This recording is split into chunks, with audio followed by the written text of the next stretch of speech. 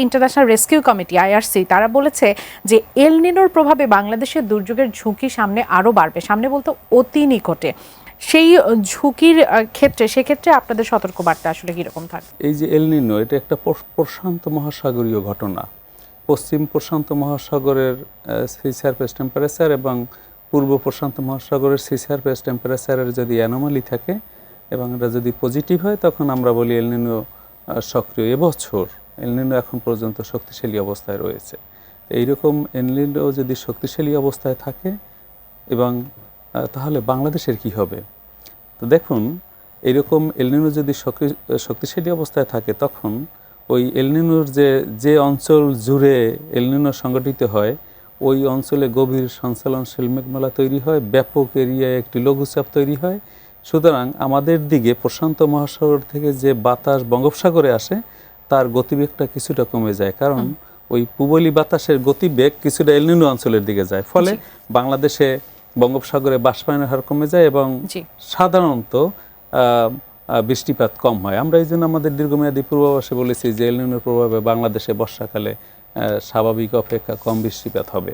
তবে এল নিনোর আর একটা প্রভাব হলো যে তাপমাত্রার আধিক্য সে প্রতিনিধিত্ব করে, অর্থাৎ বাংলাদেশে তাপমাত্রা এই বর্ষাকাল জুড়েও বেশি থাকবে এবং এবছর তাপমাত্রা একটু বেশি থাকবে স্বাভাবিক অপেক্ষা। তবে এই এল নিনোর প্রভাবে এই যে তাপমাত্রা যে বেশি থাকবে তা না, অনেক সময় শর্ট ডিউরেশন রেইনফলের পরিমাণ বেড়ে যেতে পারে। যেমন গত 5 তারিখ থেকে 13 তারিখ পর্যন্ত ভারী বৃষ্টিপাত হয়েছে। দেখুন, এই ধরনের যখন একটি বৃষ্টিপাতের বলয় সংগঠিত হয়, তখন সাধারণত এই কতদিন পর্যন্ত ব্যক্তিকাল থাকে? সাধারণত 3 দিন, 5 দিন, 7 দিন এইরকম থাকে। তা অনেক সময় এই ব্যক্তিকাল দীর্ঘায়িত হয়। এখন দেখেন সরকার কি করবে? সরকার আর্লি অ্যাকশন যায়। যখন আমরা ভারী সতর্কবার্তা দেই, তখন টোটাল গভর্নমেন্ট বডি কিন্তু অ্যাক্টিভ হয়। এখন অ্যাক্টিভ হয় মানে কি? দুর্যোগ ব্যবস্থাপনা মন্ত্রণালয়ের মাধ্যমে সকল সেক্টরকে নিয়েই অ্যাক্টিভ হতে হয়। কিন্তু কোনো সময় দেখবেন যে এই ভারী বৃষ্টিপাতের ব্যক্তিকাল যদি বেশি হয়ে যায়, আবার কোনো এলাকায় এর বিরূপ প্রভাব সম্পর্কে একদম হাইলি লোকালাইজ তারা প্রিপেয়ার্ড থাকে না।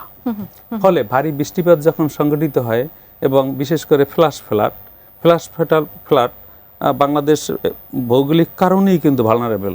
যেমন উজানে যদি বৃষ্টিপাত হয়, পাহাড়ি ঢলাকারে বাংলাদেশে আসবে, এইটাই স্বাভাবিক। এবং এর মধ্যে অভ্যন্তরীণ যদি বৃষ্টিপাত বেশি হয়, তাহলে তার আরো অবনতি ঘটে।